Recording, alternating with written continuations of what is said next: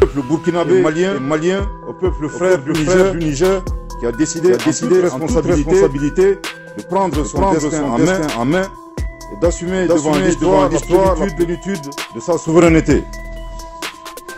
2.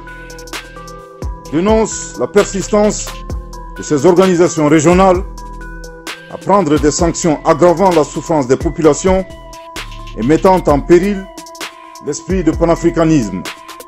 3. Refuse d'appliquer ces sanctions illégales, illégitimes et inhumaines contre le peuple et les autorités nigériennes. 4. Avertissent que toute intervention militaire contre le Niger s'assimilerait à une déclaration Charte du Liptako Gourma instituant l'alliance des États du Sahel entre le Burkina Faso, la République du Mali et la République du Niger. Le gouvernement du Burkina Faso, le gouvernement de la République du Mali, le gouvernement de la République du Niger, ci-après dénommés parties contractantes, réaffirmant leur attachement à la légalité internationale et régionale, consacrée notamment par la Charte des Nations Unies, l'acte constitutif de l'Union africaine et le traité révisé de la CEDEAO.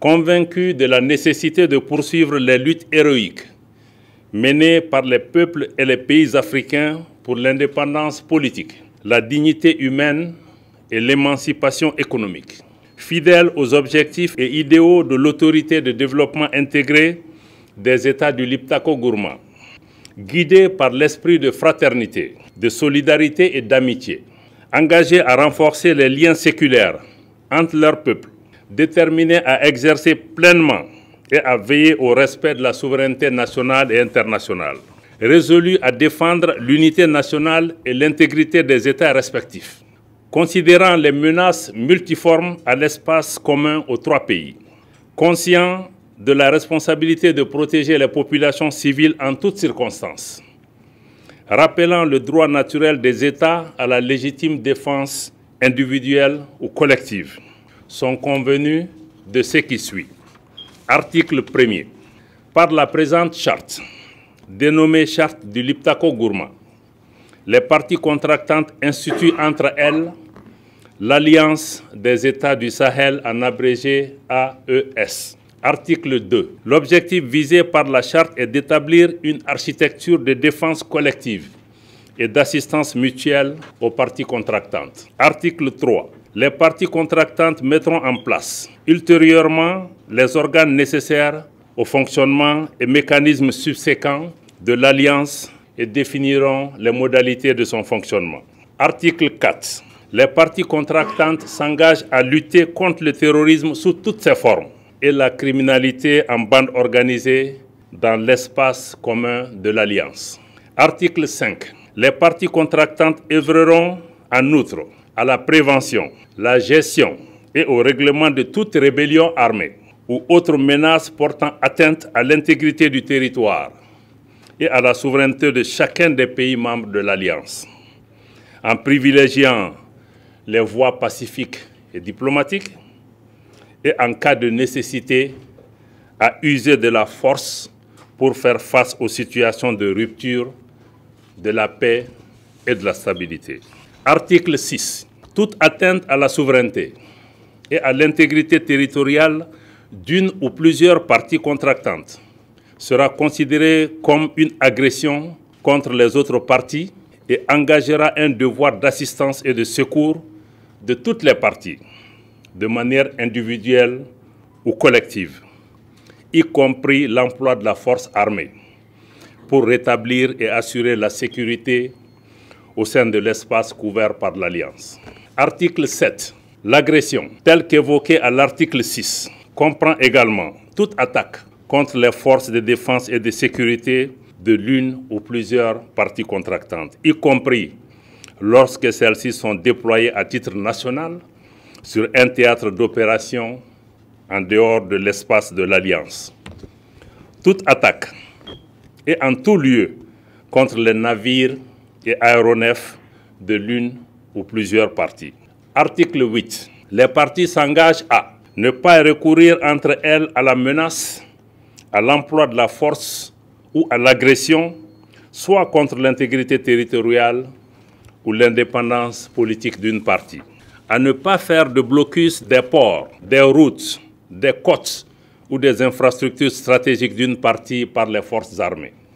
Ne pas, à partir d'un territoire mis à la disposition par une partie, perpétrer des attaques ou des agressions contre une autre partie ou des États tiers.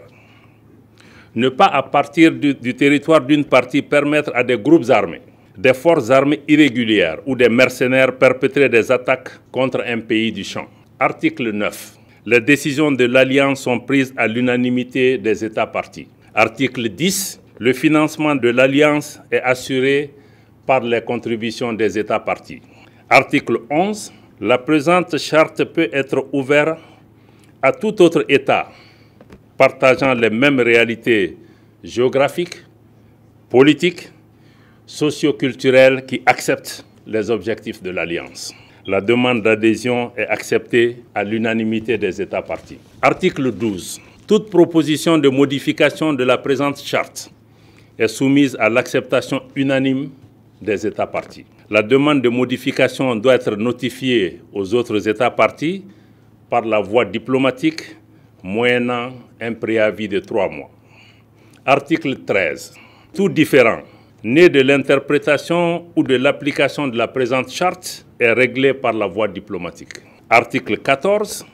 La présente charte peut être dénoncée par toute partie contractante. La dénonciation doit être notifiée par son notaire à toutes les parties signataires de la charte, par lettre transmise par voie diplomatique avec accusé de réception et un préavis de 6 mois. Article 15. La présente charte sera complétée par des textes additionnels en vue de la mise en œuvre des dispositions prévues à l'article 3.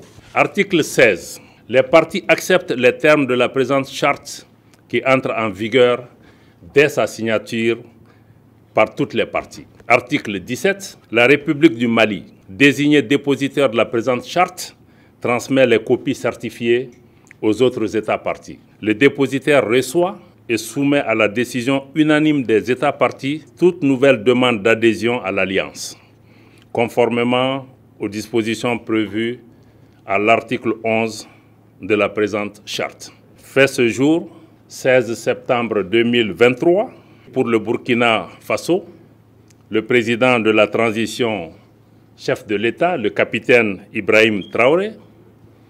Pour la République du Mali, le président de la transition, chef de l'État, le colonel Assimi Goïta. Pour la République du Niger, le président du Conseil national pour la sauvegarde de la patrie, chef de l'État, le général Abdourahmane Tchani.